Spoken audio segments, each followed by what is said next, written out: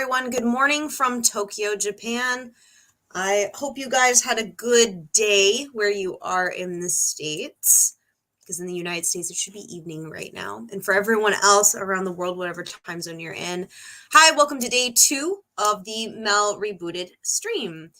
For those of you who don't know, and as we wait for anyone who might be showing up for the first part of the stream, hi, my name is Corey. I am a writer who's living outside of Tokyo, Japan.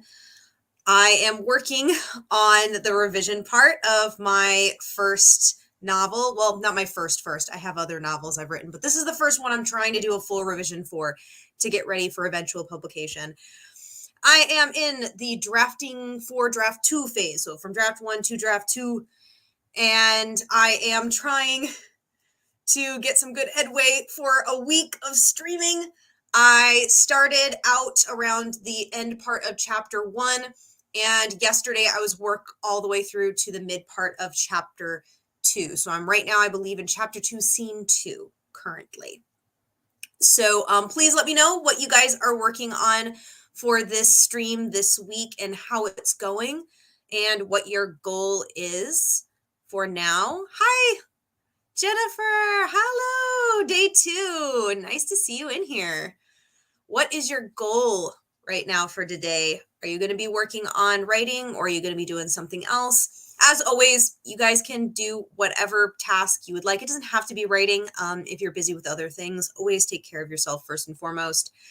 But if you're like me and you really need to start doing revision work, now's the time to start getting into it. If you've noticed from the title of this video, for this video and most of the other ones coming up, I actually do have a general topic for the stream.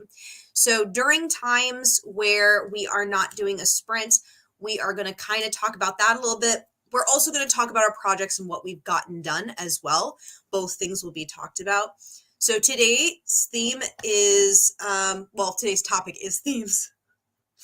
So we're going to be talking about themes and messages of books, and whether or not, for me, I would like to talk about whether or not that's kind of changed slightly over time through my revision. And for me, let's see. Yeah, my book originally, so this book that I'm working on right now is kind of an interesting one in that originally it was like a skeleton outline. I had done it for a challenge a long time ago when I was 22 years old or something, and it reads like that. And it wasn't very good, but like the spirit was there, but the body was weak. So the general message of the original one was the relationship between the main character and the MC's mom. And I felt like that part was good, but everything else needed to be seriously altered. So in 2019, I decided to completely rewrite it from the ground up, change genre, change all of it. But when I did that, I thought the theme was going to change. I thought it was going to be more about the main character figuring out who they were. Turns out the main character actually has a pretty decent idea of who they are. And instead, it does end up the main character reevaluating who they think other people are, specifically their stepmother. So it still ended up being very kind of family dynamic theme, which was interesting. I did not see that coming. So that was really cool. It was kind of a shift in focus, but actually shifted back to what I had originally done, which I had not expected. And now that I'm doing the revision and I could see that more clearly throughout, I'm trying to make sure that that's consistent. And the earlier chapters definitely need some work on that because it's something I started to figure out near the end of the book. So Jennifer, I'm doing other work at the moment. Love a theme chat. Yes, I would love to hear what you think about theme, the theme of your book, themes of other books and messages in other books, and like how much do you think you should plan for a theme? Do you feel like theme should be something that just happens, or do you think theme should be something that like we intentionally put into work? I'm kind of curious. I feel like this is kind of like an interesting, I think everyone's going to have a different opinion on that one. So I'm kind of curious what your opinion of it is. So while you type up that stuff, I'm going to go ahead and set up for a sprint. So we're going to still do 25-minute sprints here. Feel free to use the chat while sprint is going on. I'll get to anything that's been posted as soon as I come back. So we are going to get that going. And we're going to go ahead and sprint. Oh, I need to turn the sound off. Sorry about that. I mean, it's lovely ambiance music, but I don't feel like everyone's going to need that. I'll see y'all in a little bit. Oh, wait. Oh, sorry. Still getting used to it.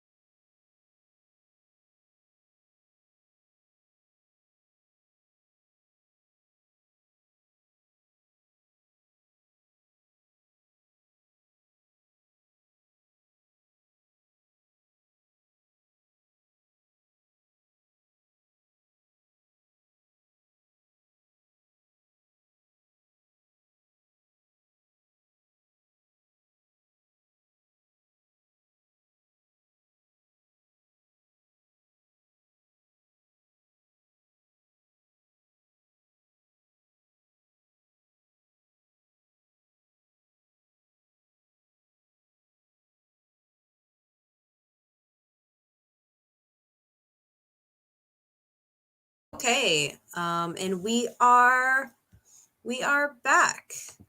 Okay, so I was able to get chapter 2 finished. Yeah, chapter 2 is a wee bit shorter than the previous chapter. Chapter 1 was a little longer. I'm going to go ahead and keep chapter 2 the length it is. I'm not going to blend it with chapter 3, even though it's a little shorter, because I feel like chapter 2 might need more stuff added. So I'll keep it as it is for now. So I'm starting to transfer the text in my Scrivener for chapter 3. Thank you, Jennifer. Yay. I hope you were able to get done some other tasks that you were working on. You said you were working on other stuff right now, so I hope that went well during the sprint. But right as the sprint was starting, you had an answer to the question. I outline my plots, but my themes tend to develop organically. They usually end up being whatever my main character arc is. Yes. So far, all of my stuff has mostly been the same. I think the only thing that'd be different would be once a blue moon, I would create a short story where I did have a theme or message I wanted to do, and I built the world around that, which was an interesting experiment. But honestly, I don't think that would work in longer format. I feel like that only works in short story because it's so short and condensed that I can do that more easily. I feel like if I were to try to do that for a longer work, it would end up feeling contrived. So I haven't tried that for longer work, just shorter stuff. Invoices. Oh, invoices. Well, I'm glad you got through them. That's not fun to go through. Honestly, anything that I need to like double check numbers and things like that, I hate that kind of work. I used to do stuff like that in one of my old jobs. I used to do lots of number crunching, paperwork, database stuff, and it was draining. It was really, really hard to do, but you got to do it. So I'm glad that you got through it. So let's see. I'm going to try to start a timer here so we don't talk, because I tend to talk too long and then we won't get to sprint. So I'll go ahead and start a timer for myself. So I know when we need to return to work, but I kind of wanted to talk about have a theme question. Yeah, sure. We can do that. I have a theme question. Do you think it's possible to write something without a theme? Or do you think people will find meaning in anything? That's kind of a two-prong one. I think my personal opinion of it is, but this is a good question. I think my personal opinion would be the first one. Do you think it's possible to write something without a theme? Yes. And we were kind of talking about doing that all the time anyway, and that theme organically kind of appears. And I think the reason for that is because the point of a lot of stories for most characters and character arcs is for the character to learn something, be that positive or negative. This also works for villains. Villains also have revelations. It just usually is a darker theme, but that's still in a way a theme. Like even if it is kind of a hopeless situation, that in and of itself can be a lesson in a way. And because characters progress from point A to point B, or they should be, there is usually a message. Absence of message can also in its own way be a message. Like, oh, life is meaningless can be a message of the book. It's not a good message, but it is a message. But the second part, do you think people find meaning in anything? People will find meaning in anything. So I actually this was a fun experiment in college. I had a creative writing teacher in a class, and I had a theory about my classmates. I thought for sure that they, it's not that they were dumb. It's that they thought very highly of themselves. So they saw high art in everything. And so I got to a point where I was being required to write this really long poem. And I'm not good at poetry. Poetry is very hard for me to do. So when I struggled over it for a while, and then one of my friends mentioned, she was like, don't you think that these classmates are so ridiculous? They'd make something out of nothing. And I look at her and I was like, yeah, actually. So I used it as an experiment because I knew I would get a bad mark anyway because I'm not good at poetry. So I went ahead and wrote the most ridiculous thing imaginable. I wrote it to be stupid. It was about a shark. It's a shark. It was a shark being a shark, and that's all. There was no deeper meaning. There was no like message or theme. It was just it's a shark being shark. That's all it was. It was stupid. And the kinds of feedback I got from my classmates who loved it, by the way, they ate it up. Haha. But like they came up with the most pompous explanations for my poem as if that was the hardcore truth of what I had written. And they spoke as if they knew like my inner workings of my. It was a shark. I didn't tell them, but I was laughing. Even my teacher, I think my teacher actually might have been a little bit on to me, but he like let it go. But yeah, my classmates were ridiculous. I got a high mark on it, but like I fooled an entire class into thinking I was making high art when really I was making something stupid. So I think the second one, do you think people will find meaning in anything? I know for a fact people will do that. I can't remember which writer it was, but there is a classic writer who she actually said in an interview, she said, sometimes a hat is just a hat because people would find the weirdest things to attach to in her work. And she was getting irritated. So sometimes things just are. And a lot of times there will be elements of your story that you don't consider to be part of the theme or to be part. I'm positive that if you were to read my manuscript right now, you would find things I didn't find. And not just mistakes, like you find lots of mistakes. We're going to only interrupt one. But you would also probably find messages that I don't see as messages. And that's just personal interpretation. And that's very normal. It's totally fine. But yeah, that first one, possible to write without a theme. I think it happens all the time. I think themes, I agree with you. I think most of the time a theme happens pretty organically, but because it'll happen organically for your first draft, I do think it can change throughout the drafting process as well as you zone in on exactly what you want your character and story to be doing. Hello, Allegra. Hi, welcome. We're talking about theme and stuff today, as well as continuing to get more writing done. So we're going to have another sprint really soon. We have a countdown coming up. I'm going to go ahead and pause it for a little bit so we can get another answer in. One of my favorite poetry assignments were gibberish poems because they tried to convey emotion through sound and symbol alone. That is an amazing idea. That is really cool. That kind of reminds me of the concept of drawing using whistling. So you would whistle a tune and the whistling would like create, like as you whistle, you're drawing, but because of the tones of the whistles, you'll naturally want to create certain shapes. And the idea was most people will create the same shape if they're all whistling the same song. It was an interesting little experiment, but like this kind of reminds me of that, is like, could you pretty much use sound to create an art form? That's really interesting idea. So yeah, we are going to get ready to do another sprint of 25 minutes. And while this is going on, I do have a question of, have you guys in editing a work found that you have a different take on what your themes for your book is, or what your theme you would like it to be? And is it something that you've messed with during the revision process? I'm just kind of curious if people do that.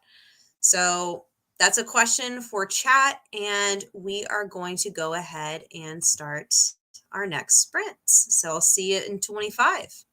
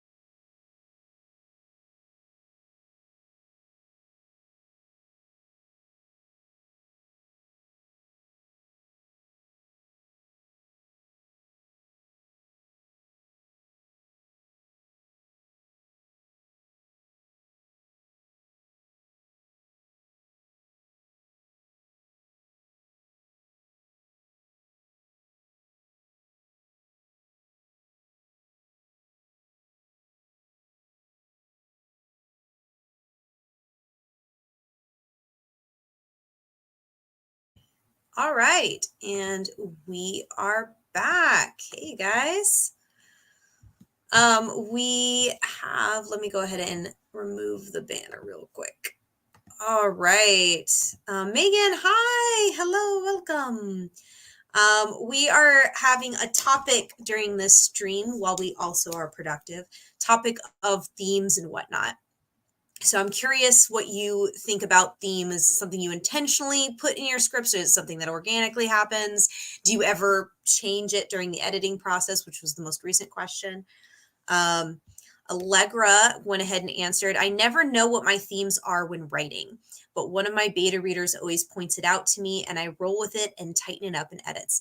That's really smart. I'm both terrified and very curious about when I get to a point of beta reading, which I'll let you guys know when that happens in case anyone wants to give it a shot. I'm not sure what system I'll use for beta reads. I'm not sure if I'll use some closed site or a Google Doc or something that's password protected. I don't know. I'm not sure how I'm going to do that. But yeah, I'm both curious and terrified of what people will think. Mostly curious though. I'm only a little terrified. I think mostly I'm like, do I make sense? Do some of these scenes actually make sense? Like it makes sense to me, but does it actually make sense is my fear there. Allegra got 600 words done. Awesome. Making progress. Bit by bit. Megan, organically happens. Yeah, so far we've all agreed that it's usually pretty organic. I think I've only had one or two instances where I preemptively wrote something in and it was only short stories, like really short stories. Because they're so short that I usually pre-think everything. Because they're only like a page, 2 pages long. Like they're almost flash fiction, essentially. But that's usually the only time I've thought about it ahead of time. Most of the time it does happen organically. It seems to be the case for everyone. So that's probably a pretty universal experience. Let's see. I think I wanted to also, I did want to tell you, some of my facial expressions changed quite a lot during that little bit.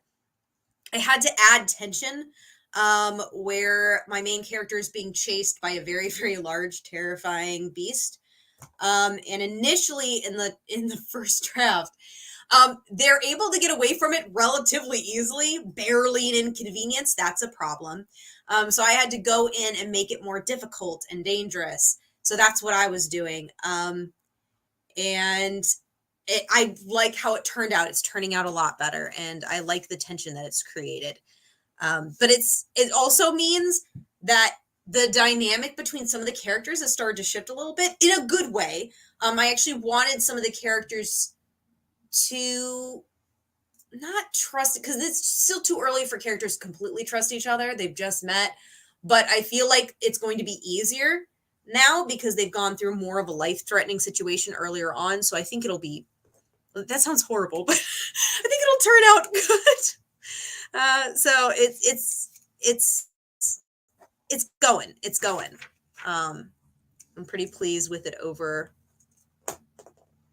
but I did have a moment when they're running from this creature and I had this horrible moment where I realized, wait a minute, does this path they took have a ceiling? Because they're inside this like broken ship that's completely like it's crash landed. So there are bits of it missing. And I realized, and I had to go back in my draft, I was like, is there even a ceiling, or is it just open to the sky and the creature can just get in? And I was like, oh, it's open, which was kind of a good thing because I needed to add the tension. So yeah, the creature's getting in through the ceiling. So they like close a door and they're like, okay, we're safe. And then they look up and there's no ceiling whatsoever. So that happened, which was fun for me as a writer, but for them is terrifying. So that was fun, but also I didn't expect that to happen. It just kind of, I need to pay attention to my settings sometimes, especially when we have a life-threatening alien on your tail. Allegra, once I wrote a novella on a theme. It was an exploration of the 5 stages of grief through the lenses of fantasy pandemic. Interesting. Pandemic. Yeah. Was that pre pre-COVID? Just out of curiosity. I wonder how, like, do you feel differently towards it now? That's one of the things, like, when people write like these end of the world kind of books, I wonder how they feel now, you know, seeing what we've seen. I feel like we all have slightly different feelings on some of this stuff now. I definitely think like dystopian tastes different these days. Life-threatening danger to team bond, yes. Pretty much, yeah. Essentially. That sounds great. Yeah, it's fun. It's fun times for me. I'm glad I'm not doing an argument scene. I was getting really sick of having to write those in. It's how I process. That's smart. So you were actually writing it during the pandemic. Wow. Wow. I think that is something someone mentioned, that we're going to see some really interesting art. And on the topic of themes and messages, like that fits right in. Like, themes within a lot of things that are being written during the pandemic are going to be very different. And I think that's really interesting. And from a historical perspective, some people have wondered if the literature that's being created during this time will end up in its own category or not. I think it's an interesting thing to think about. Strength through the pain, hatred of COVID. Yeah. Well, I think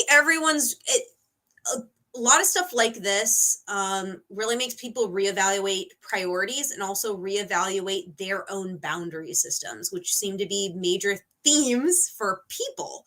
Everyone I've spoken to has had, during the pandemic time, has had to reevaluate what they thought was important, including what was important to them in terms of life goals and what they want their lives to look like, which is why so many people are refusing to go back to office. So many people are putting their foot down about work conditions now, and it's more than there used to be. And the reason for that is people realized we were lied to most of our lives. We don't have to go into an office to do most of this work. Unless it's like a physical labor job where you physically have to be there to do it. A lot of jobs do not require the kinds of things that businesses have been imposing for so long. And so a lot of people are questioning things now. And that's something that I think is a direct result of people being home and being able to think, having time to think, instead of constantly going to a job, coming home exhausted, constantly going to a job, coming home exhausted. For me, like, I work a job where I physically have to be there. I teach kids. And a lot of the young ones, they cannot be online. They can't handle it. And it's really interesting how people see learning a little differently now, how people see classes and interaction a little different now. I think I'm not sure if it will be its own era of literature in the future. I don't know. I don't know if it's that big of a themal shift in our literary whatever. I've talked about this before. I'm not sure what era we are in literature. Like, what would you consider today's era of writing to be? I feel like it's a mismatch of lots of things. But then again, I'm in it, so it's kind of hard to define it. But yeah, really, really interesting stuff. For sure. For sure, for sure, for sure. So we are going to get ready to do another round. Let me go ahead and turn stuff on here. So we're going to do another 25 minutes. Cut up here, try to punch some more stuff out. I'll go ahead and add to stream.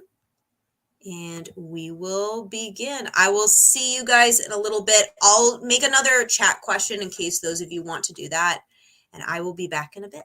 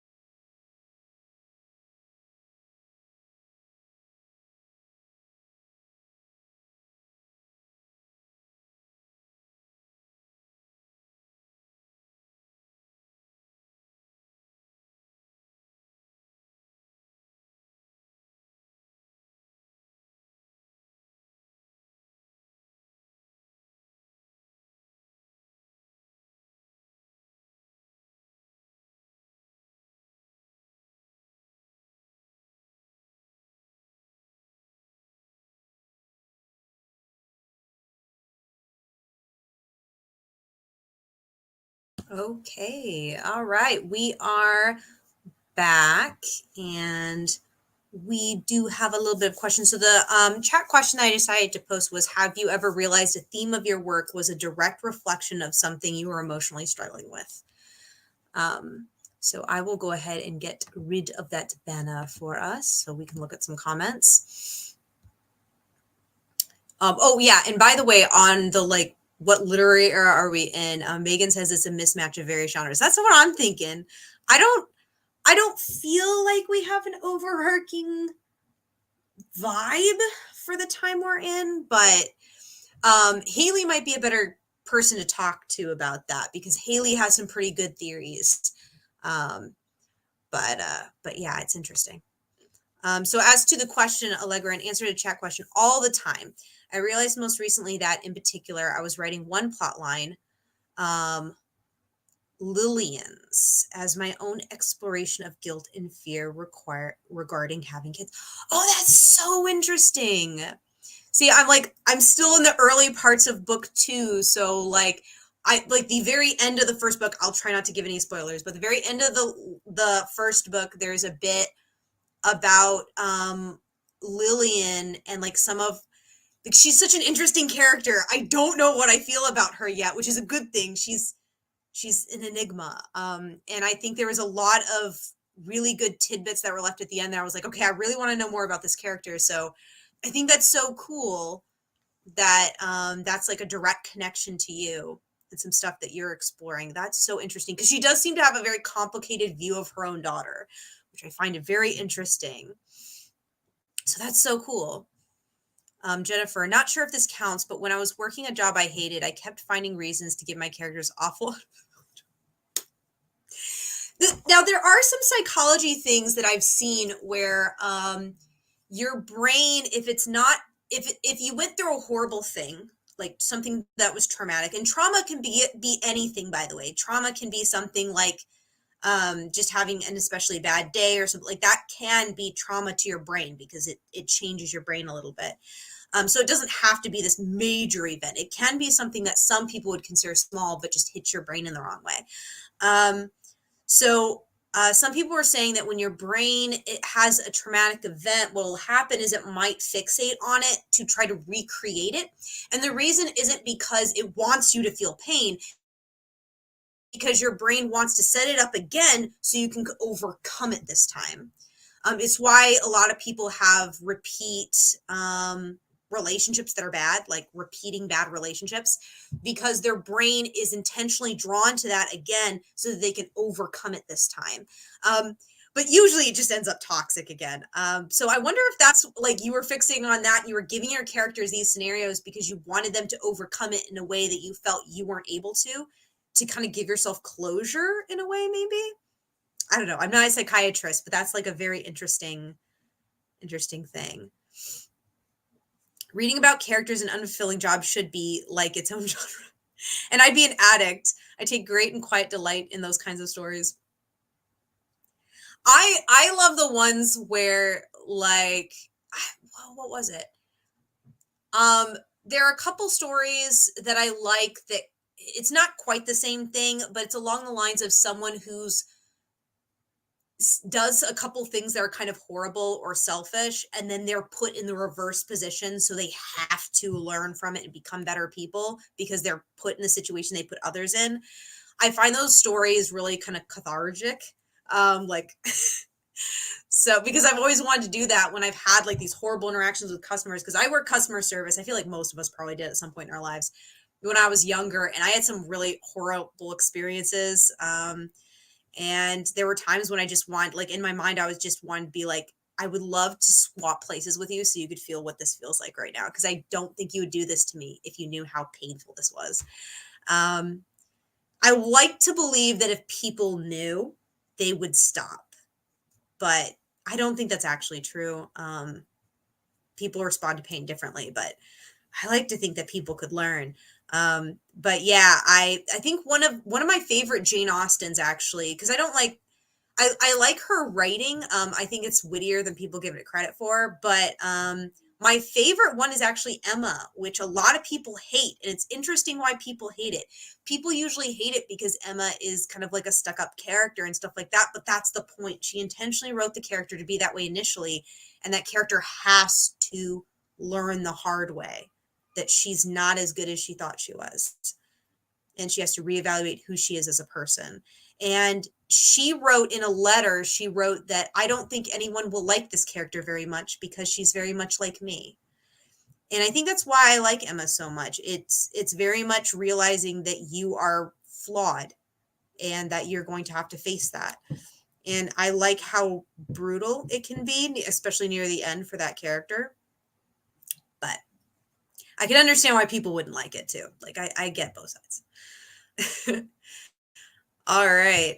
So as for me, to answer like my own question, I probably should answer my own question. I've mentioned it a little bit in specifically my Dear Future Self video on my channel, which was actually pretty fun to film because I really needed to tell myself some of this stuff. But I do have quite a lot of personal things that end up within my characters that I end up having to face, including theme.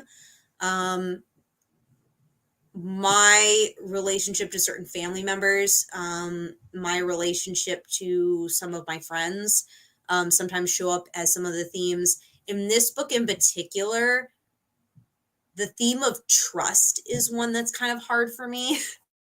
That seems to be one that I'm dealing with.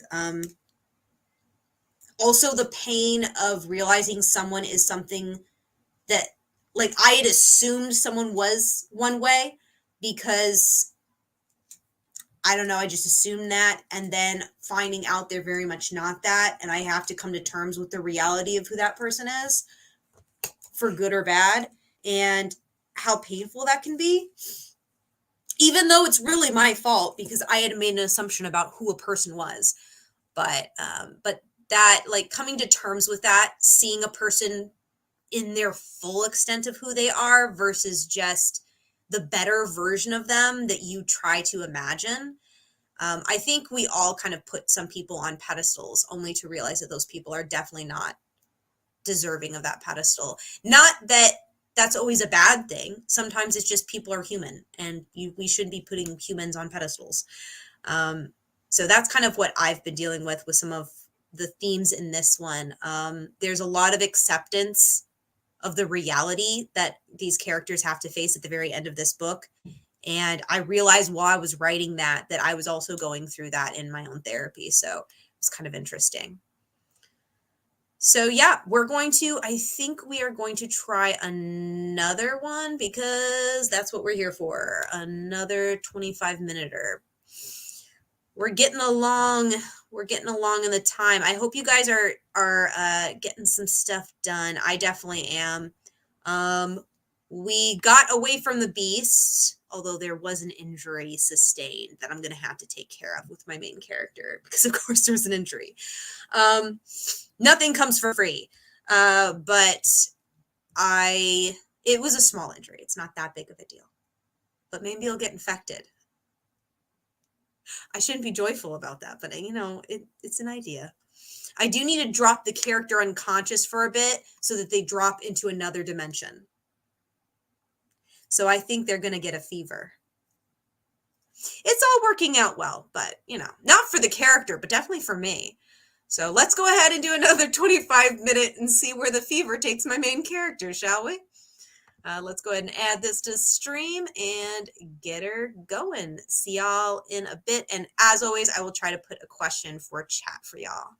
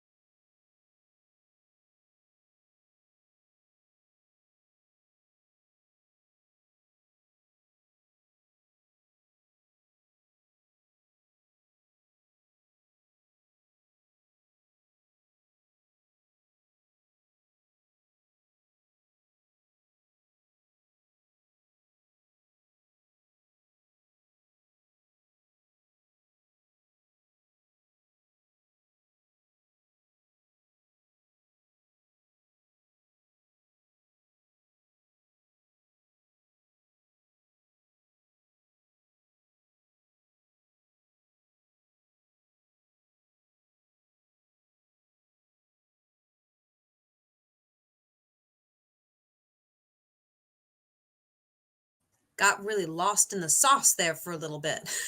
We're back. I was really into a particular scene I was writing. We're getting a lot of some information about where the characters are going to go next, and they're discussing options with my main character and revealing a lot of little bits and pieces of information. And I was really involved in the back and forth conversation between two characters, as well as my main character who doesn't know what's going on and keeps interrupting them. It was a very good back and forth, and I got a little sidetracked. Okay, so chat question was, are there any themes you hate to see in a book, and have they ever popped up in your own works?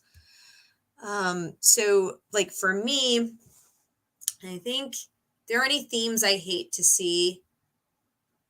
I hate to see it's the end of the world and nothing matters anyway kind of thing, or characters who the only thing they can get out of their world is don't trust anybody.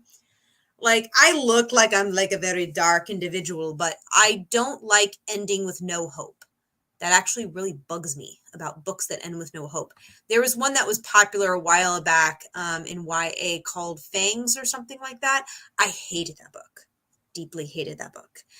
Because it ends with all of the people that you thought you could trust. They're all liars and they'll all try to kill you. And at the end of the day, it doesn't matter. You're just going to die, and it's pain. And a lot of people really liked it because it was like, this is the truth of being a teenager. And I was like, don't tell teens that there's no hope in the world and that death would be better. How about we not do that? Like, I don't know. Like, maybe that's just me, but like, I'm not saying that everything in the world is sunshine and rainbows, but good gravy. Let's see. Okay, Jennifer said, whenever one of my characters gets injured, I forget to include it in the next scene. Problems for editing me. Yeah. I immediately started working. That's why I have running notes and stuff to myself, because I'll forget. Because my problem is I am editing me, so I can't just be like, well, that's a problem for later. It's a problem for me now. This is why future me, whenever at some point she makes another book, I'm gonna need her to put a little bit more care into the first draft, because I'd have a lot less labor to do. I am happy with how the new scenes are going, but still, like, but I feel you. I've definitely done that before, where I've had a character who is like way injured, not like a little injured. Like, this injury isn't too serious for the character, although it will get infected a little bit, but it's not like a very deep wound. But I have had characters with deep wounds, and then like the next chapter, they don't.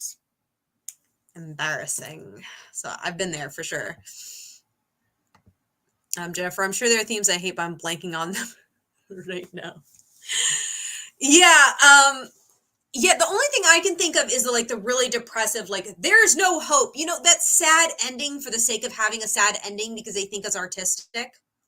I don't know if anyone else had. I definitely had that experience in college being a lit major. A lot of people think that having a character be in pain and keeping them there with no hope for the future is artsy. And it's like, yes, sometimes characters feel like there's no hope. But I think if your theme for the book is, and it's true, there is no hope, we're all going to die. Like, yes, but also very much no. And I've always kind of hated that like angle. And it's really popular in a lot of literary circles because people think it's artsy. But really, I consider it pretty lazy, to be honest. Is asshole main character gets redeemed by realizing that other people have feelings a theme? If so, I hate it. Okay, yeah. There are certain characters, like, okay. I'm trying to like get my thoughts together on this one because I have feelings on this. You hit a button. Yeah. Here's the thing. Like, yes, characters need to progress, and one of those progressions for a character might be that they realize that there's a bigger perspective that they should have on the world and that they were narrow-minded. That being said, when the entire theme of the book is a person who's doing horrible things realizes that, hey, maybe I shouldn't do horrible things. And that's like the whole point of the book. It's rough. Probably one of the worst ones, now that you've mentioned it, one of the worst ones is racist person realizes that, hey, Black people are real people. Like that's legit a theme for some books, and that is one of the things that I can't stand it. I can't stand those kinds of books. Thankfully, I've been able to avoid quite a few of them, but like, it is really scary to me how often someone will come up with a story that they think is so progressive and like creates diversity and whatnot. And one of the main themes of the book is a white character realizes that racism is real. It's like, we don't need that. We don't need that. And it's not just like, it's not me just saying that. Like, I follow a bunch of blogs of Black writers talking about what they want to be seeing in the industry, what we need to be doing as a community, what they want the community to listen to. And one of the main things that they say frequently is, hey, we are not interested in you white people learning to become better people. We don't care. Like, you should just be better people. Like, we don't want to hear about your journey to becoming a decent human being. And I gotta say, yeah, that is a cringe way to put it. It's one thing for a character to know, like, realize that they ain't shit and that they need to do better. It's a whole nother thing when the entire story revolves around a racist learning to not be racist. I'm not saying that there's no place at all for those stories per se, because I don't like to say that there's no place for any story ever. However, I think it would be very difficult to write in a way that wouldn't be horrible. Most of the time when these things are written, they're written in a way for, people to virtue signal, and it's bad. It's real bad. So yeah, that would, good one. Thank you for bringing that one up, because that's definitely one I absolutely despise. So thank you. Yeah. Hit me on it. Yes. That's a problem. For sure, for sure. Let me think if there's any others I can think of off the top of my head. I feel like these are ones that are kind of big and obvious. I'm trying to think if there's like a small one that's just kind of a personal preference thing. I guess I really don't like the theme of like the chosen one theme. I don't know how, but I guess that's a trope more than a theme. But I feel like it kind of can create a dangerous theme, the theme of I'm a specially Miss Specialton person. And it's like, yes, you are a unique individual that doesn't exist elsewhere in the world. You are you, and you won't happen again ever in the universe. In that way, you are special and unique. However, your uniqueness and specialness does not trump someone else's. Like, you're all unique in various ways, just in different directions, but one isn't greater than the other. And so the whole chosen one trope really kind of plays this theme of like, you play by different rules than anybody else, and rules don't necessarily apply to you. And I have very strange feelings towards that one. Good versus evil often falls flat for me because it's like, duh. Yes. Also because the reality is a lot of them tend to be very black and white, when the reality is most of life and human beings in general are gray. Now, that doesn't mean that there aren't things that are obviously bad, like, beating a child is obviously bad. There are things that are obviously evil, but there are tons of things that are within gray areas. And a lot of good versus evil doesn't really touch on those gray areas very much. Or they try to shove off the gray as like, well, the black forced it, like the dark evil side, the dark forces like forced or compelled a character to become that way and like embrace the darkness, and it was forced upon that character, when the reality is that good, which is also perceived as like, white or good magic, which is like, that's a whole nother problem. It's problematic language. A lot of this stuff can also fall into racism tropes as well. So, be very cautionate. But a lot of that stuff, it's very one-dimensional in that it's not really seeing the reality of how complex a lot of situations are. Like, you would say lying is wrong, except if someone is in a lot of pain and literally cannot handle being told the truth, is this the right time to be telling them the truth right now? It's like if a woman who's pregnant, just lost her child, like, it was a failed pregnancy, but she's like mentally on a precipice edge. How do you go about telling her the truth without causing an insane level of pain? And like, how do you make those choices? I think good and evil gets blurred depending on the situation. And a lot of those books that are good versus evil tend to oversimplify to the point where it's not grounded. Like, it's not something that a lot of people could identify with. At least I can't. So I would have to agree with that. Those are probably not the best. Not the best. Okay, so we are going to do another sprint.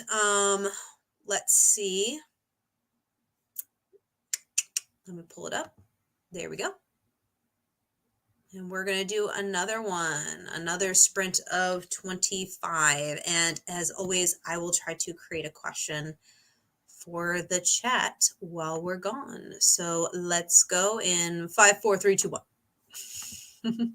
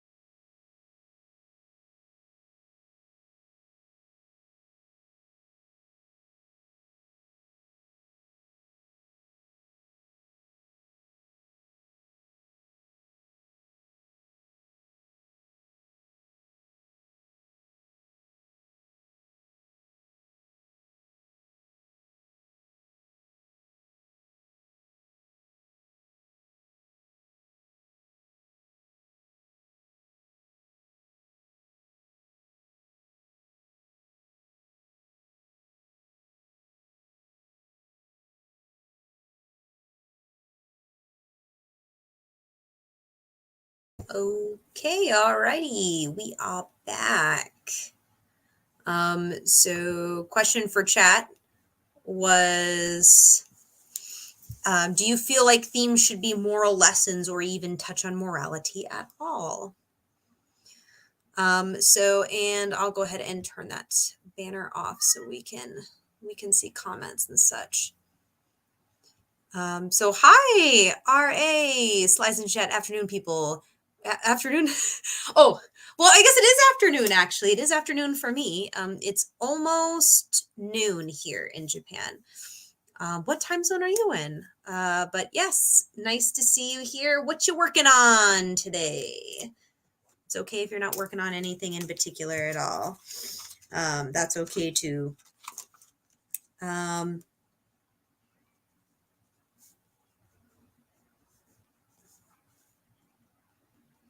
Trying to keep track of goals for everyone. But yeah, we've been talking about theme and messages of books and also our own works that we're working on. General consensus seems to be that a lot of themes and messages for most of us when we're writing tend to come organically. We don't intentionally intend to write a particular theme in a book. It just kind of happens.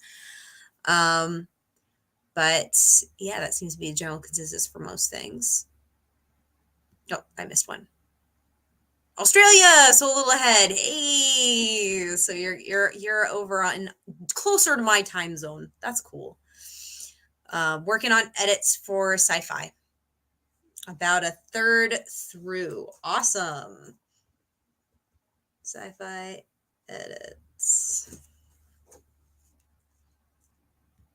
And Jennifer. Oh, another Australia individual. Oh, no wonder you two are up with me and everyone's in bed. I think that's why everyone else is gone. I think the US people dipped because it would be rather late for the people in the US. I think it's getting closer. Like Pacific Coast people and Mountain Standard Time people are around, I think it's 9-ish, moving towards 10 o'clock. But East Coasters, it might be a little past midnight at this point. So that's probably why we are here. All right. In regards to moral themes, I think it can have a place if the work itself calls for it. Yeah, I agree. I think it kind of depends on the work. I've seen some people who believe that moral should always be part of the story. For me, moral always will end up as part of the story to a certain degree because I am someone who's very concerned with moral attributes of a story. But not everyone will write that. That's for sure. My favorite books don't have any moral themes so much as they have nuggets of wisdom. True. I think, yeah, moral themes sometimes like that could indicate like moral messages, kind of like how some kid books have like the moral of the story, but adult books, not so much. Hi. All right. Yeah, Aussie people. I'm surprised I have quite a few Australians finding my channel. I wonder what the demographic of people who watch my stuff is for time zone wise. I feel like it's probably all over the place, more so than I initially expected. But that's cool. Awesome. So we are going to do another 25-minuter now. And I think this will be maybe the last one. I don't know. Let's see how much time I get. Oh, that's the thing. Jennifer is asking, does YouTube tell you demographic? It should, probably somewhere. I'm not entirely sure where that option is. I'm gonna be real with you guys. I barely have the time to do the kinds of stuff I do on YouTube. I do enjoy doing it, which is why I keep doing it. If I didn't enjoy it, I wouldn't be here. But the analytics side, although I have a general curiosity to it, I don't dig into it. I could. but I just haven't done so yet. Maybe if my curiosity wins over someday, I'll dig into it. I'm sure there's a feature somewhere that shows you that. I'm just not sure where that feature is. So moral lessons seem a little out of place. I think you mean some moral lessons. Yeah, moral lessons in quite a few books, especially when it comes to like books for adults, seem a little odd and usually tend to feel forced. I agree. There are a couple books out there that I think they oversimplify a lot of things in order to get the moral message across. But when you're an adult, you realize that the world is not simple. And so it feels patronizing, maybe. I feel like a lot of times it feels patronizing if like an adult novel tries to force some kind of moral grounding. Found your channel from your reviews. I like review videos. YouTube decided to drop one of yours in my suggestion a while. Oh, that's so cool. I'm glad that I'm actually showing up in some suggestion boxes. It's really hard to land in algorithms like that. So that's cool. My review videos do tend to do the best. And I'm glad you are with me. I do have another review video coming up in a couple of days. I actually have to film that today. So I might end stream a little earlier than I did last time. We'll see. I think we'll go at least one or two, maybe two. We might be able to get two more sprints in before I close it up so I can do other filming because I need natural light and I have it for a very limited time in the day. But yeah, I'm doing another review. The next one is for Blood Like Magic. So if you're interested in a review for that, that is coming up next Thursday morning for me and also for you guys because you're in Australia. For US people, it's Wednesday afternoon. So, but it's Thursday morning for those of us in a later time schedule. Okay, so I think we are going to do another 25 minutes, see how far we can get. Let me know how you guys are doing. I'm doing quite well. I'm entering the last portion of chapter 3. So I'm entering what should be the last scene. So I'm hoping this sprint gets me through the last scene, but we'll see. The last scene is shorter. The previous scene was long. So we'll see where this goes. And right.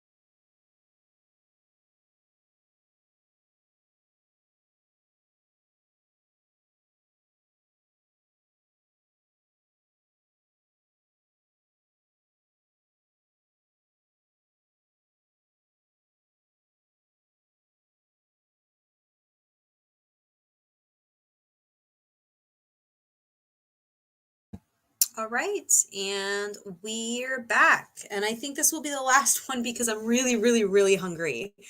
I need to eat lunch really bad.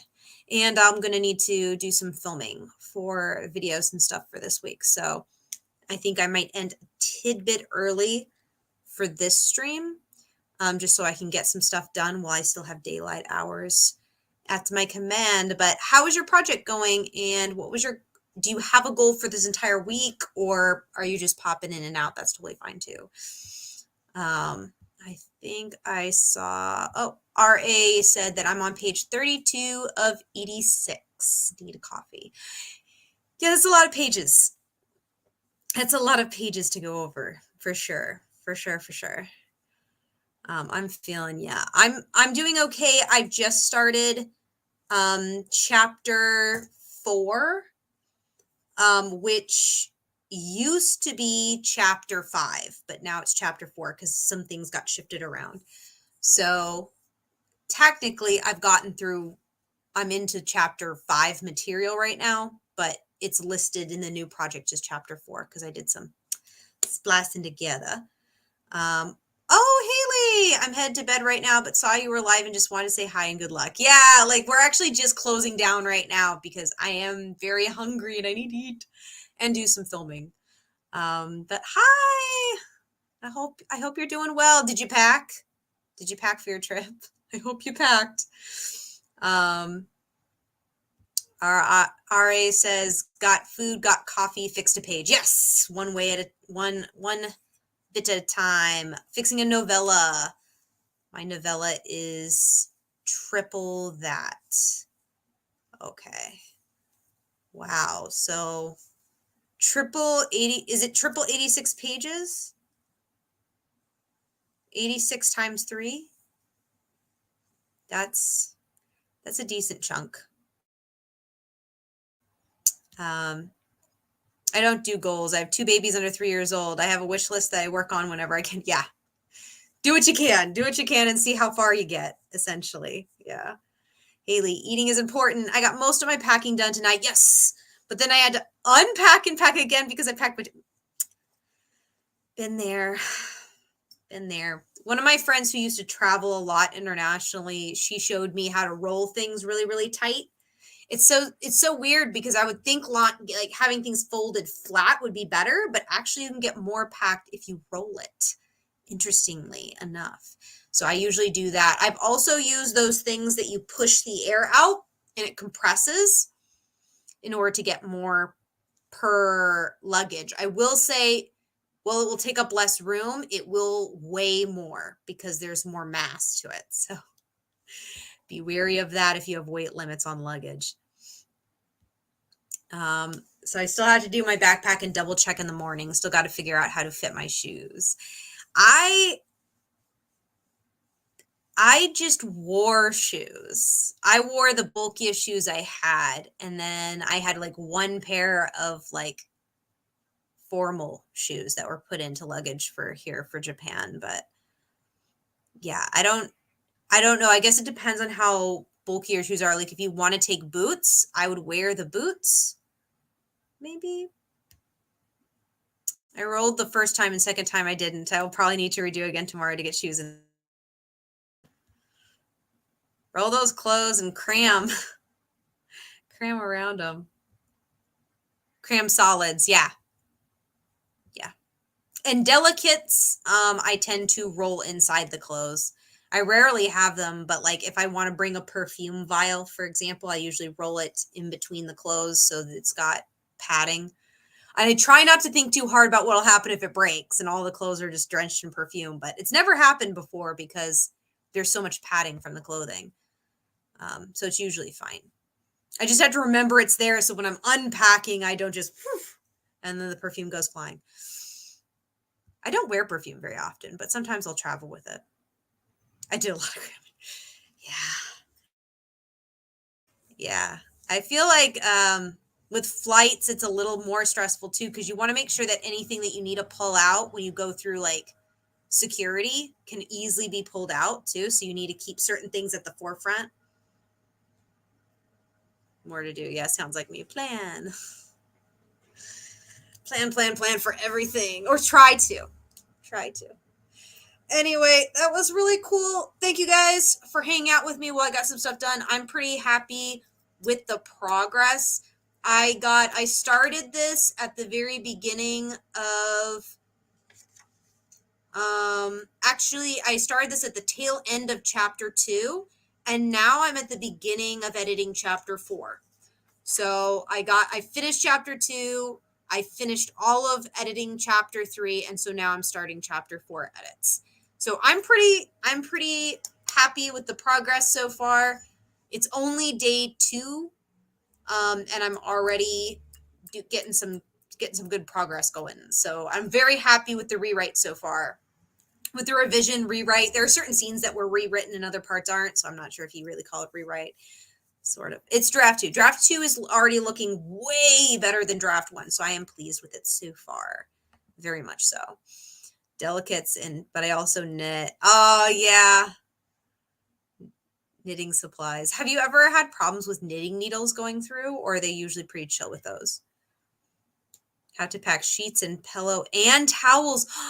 You need to bring your own pillow? Have you ever, okay, do I have one of these? I do. I don't know if you have time or the ability to get to Walmart or something. But I got these at Walmart in the States, and they're these like Ziploc things that compress. That's how I was able to get a special pillow, because I have a special neck pillow for my back and neck that I brought from America. That's how I got that packed, is these things. But like I said, it will mean the density is more. So it'll save space, but you'll have it'll be heavy. Your luggage will be heavy, so be warned about using them. But that's the only way I was able to get my pillow to get to Japan, because like you said, it's too bulky. Because I had to bring winter clothes, because it was winter time when I came over here. I had to bring winter coat and a pillow and everything. You can also just carry your pillow, is another option. It's awkward, but you can just carry it, because you can consider it as some people be like, well, won't that count as carry on? Not really. Like what I've done before is I kind of consider it like a neck pillow. Like you see some people have a neck pillow attached to their thing. If you use it like a neck pillow in the airplane, I haven't had anyone stop me for it before. So you could always try to do that, to just carry the pillow on board and just be like, yeah, I'm going to try to get some shut-eye on the flight on the way there. Use it. It shouldn't be a problem, maybe, hopefully. Haven't been able to afford to travel since they started that thing with needles.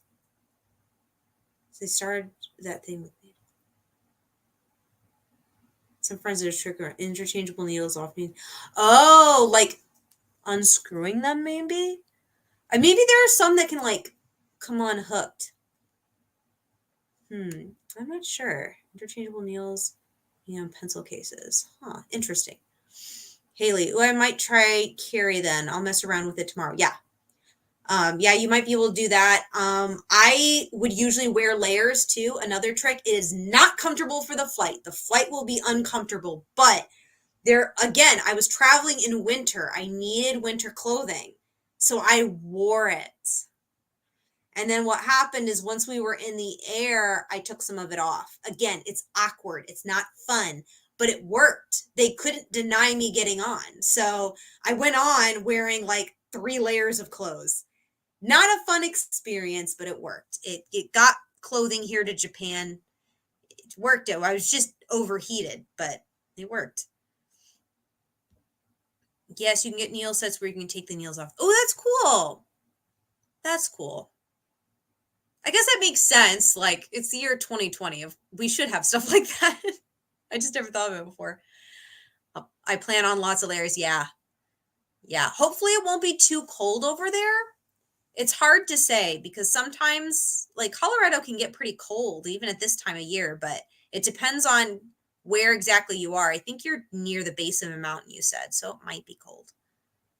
Hopefully it's not too bad. Oh my God, I can't imagine the flight to Japan overheated. 13 hours. 13 hours. I took most of it off and rolled it up. I used some of it as a blanket and the other as an extra pillow, and I tried to sleep as much as I could. But yeah, it was an experience. It was an experience for sure. Yeah, it should be 50s to 70s this week. That's not too bad. That's pretty nice. If you're used to colder weather, so that's actually pretty good weather for you. For me, I would feel like 50s is a little cold on the cold side for me, and I would want to have jackets, but you might be used to it because you're from colder climate than me. I'm a desert rat. I used to hike a lot. Layers are your friend. Lots of thin layers cram up easier in a bag, but can be warm if the right material. Yes, true. Depends on the material you're using. There are certain materials used here in Japan that are supposed to be like layering material for warmth. I personally don't find them to be warm, but some people do. It's called heat tech here. It's not warm to me. I actually feel that the fabric is cooling almost, but a lot of people say it helps keep them warm. It's way too thin for me. Yeah, it's better than Wisco. It's 50. Ooh, yeah. So you're gonna be moving into warmer weather. Yeah, so that's good. You won't need really bulky jackets then. So that's a plus. That's a positive. That's awesome. Okay, so I am going to go ahead and close us up for today, and I will be back in 40s. Oh yeah, that's getting into really cold territory. So I'm going to go ahead and close this up, and we will be back tomorrow for some more sprints. And tomorrow's topic should be main characters. I'm pretty sure. Let's check. Yep, main character stream is tomorrow. So I will see you guys for that. And I'm glad you caught us too, Haley. And thank you for coming, Haley and Jennifer and RA. Thank you guys so much for coming today. And I hope we were productive. I hope your time with us was productive. And I will see some of you tomorrow for another go.